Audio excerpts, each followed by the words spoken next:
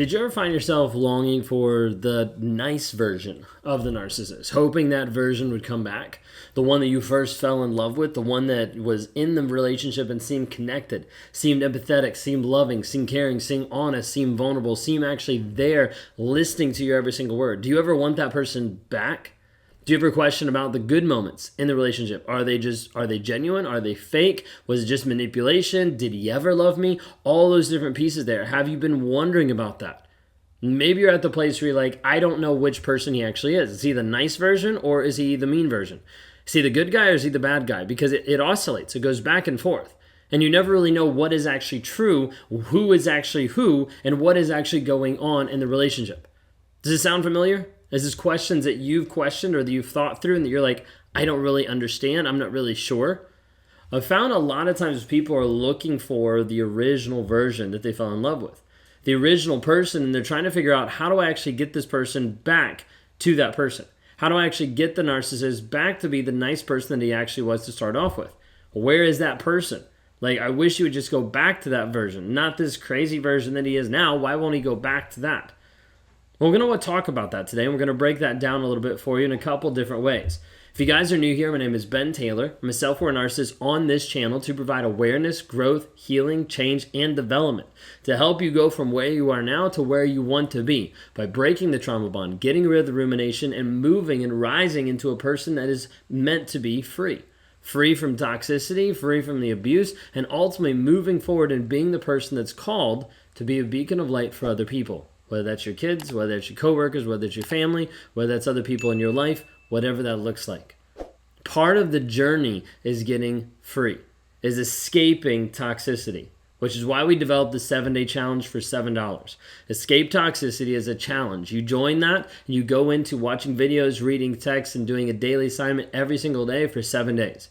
You can go to escapetoxicity.com or click on the link in any of the bios. Would love to have you there to see what narcissistic abuse is, to start processing the guilt, to start understanding what's there, and to get supported by other survivors that are doing it as well. So check that out at escapetoxicity.com.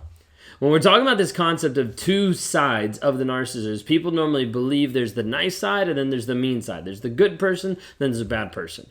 And I want to tell you and just kind of open up the aspect that that's an illusion. Like, there's an illusion of there being two different versions. Narcissists excel at creating a false persona to lure you in, to get you to be the person like stuck in the relationship.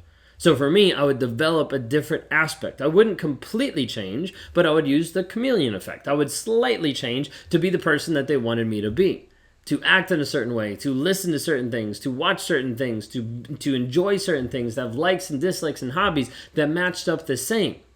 Because I was looking to be able to connect with this person and to get in with this person as best as I could. And so oftentimes come across as charming, loving, kind.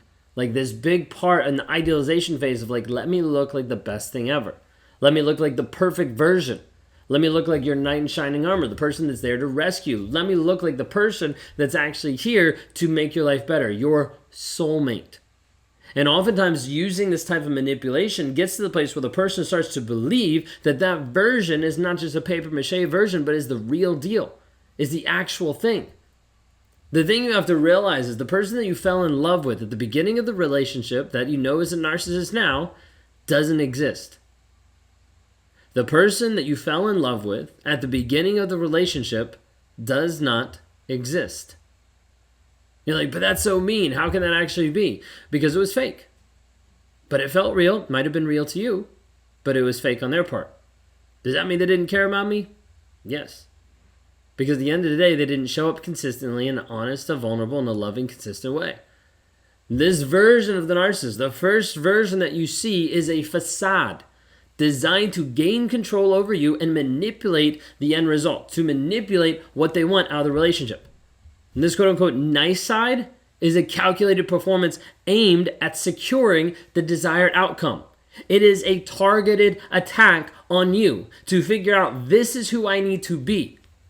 Now, is it always scripted out exactly? Like, does the narcissist know? We're not going to dive into all that. Narcissist knows what they're doing, okay? Period. That's just the easiest way to do it.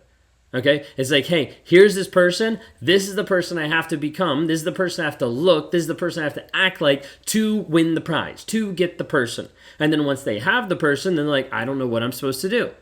So he worked really hard looking a certain way, acting a certain way, and being the person that you thought he was going to be. And then it flipped it on you. And you're like, whoa, wait a second. What happened? Did I cause this? He wasn't this way when we met. He wasn't this toxic when we first started. He didn't cheat on his other relationships. Like, you start to play all these stories in your head that tell you a different version of reality than what's actually true. And you start to believe that the first version you fell in love with was an actual solid version when it wasn't. It was a cardboard cutout. It was the thing that you wanted to see. It was like one of those optical illusions where if you look at it one way, you see one thing, and you look at it another way, you see another thing. At the end of the day, it's an optical illusion that's either written or laid out or a physical object. Those are the facts of the actual object, but how you look at it is completely different.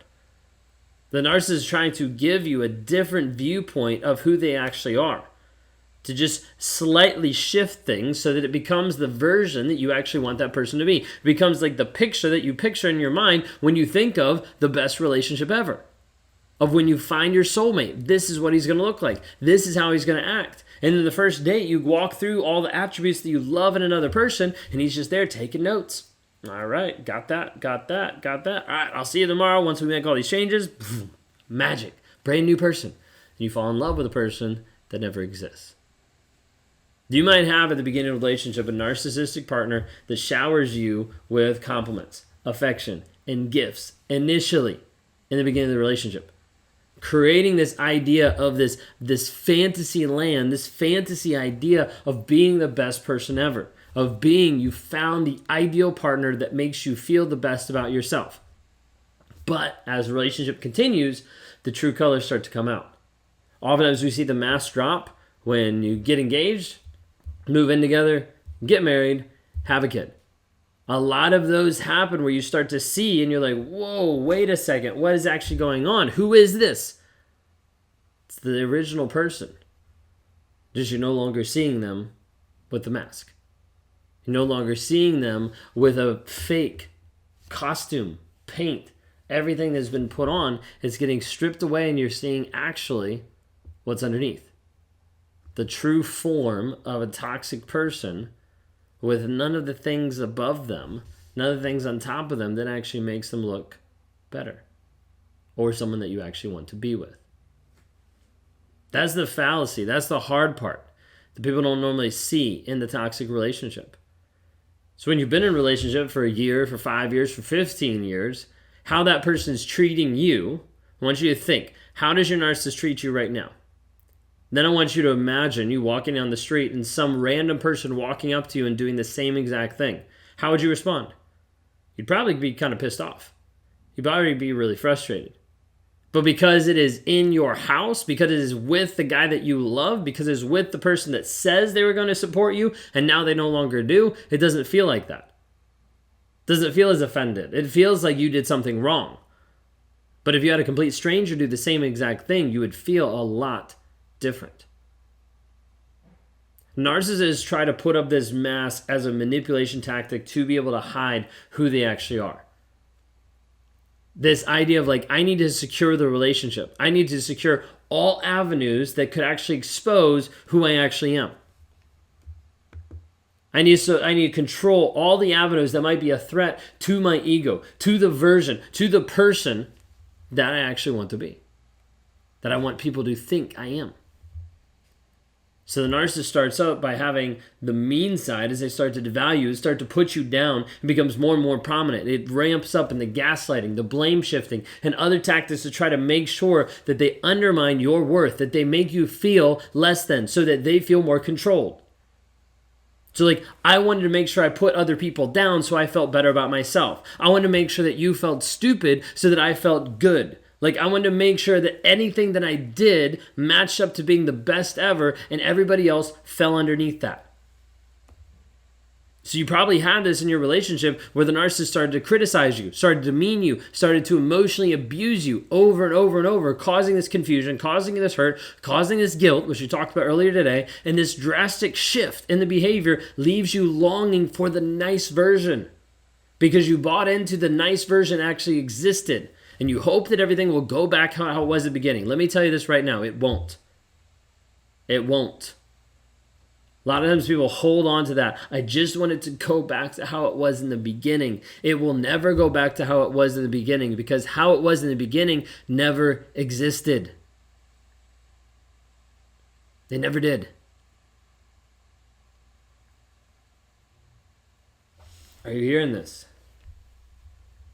At the end of the day, you need to understand that there's not two sides to the narcissist.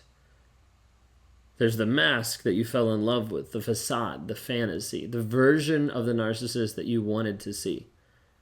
And that he supported and filled all the blanks that you wanted in the relationship. And then there's the narcissist. The one that, unfettered by any ideas or thoughts or truth, just speaks out and says how he hates you. Then he pulls you back because he wants to control you, and then he hates you again, then he pulls you back and forth, and the push and the pull, the intermittent reinforcement, the cognitive dissonance, leaves you stuck in a trauma bond that you're not able to get out of.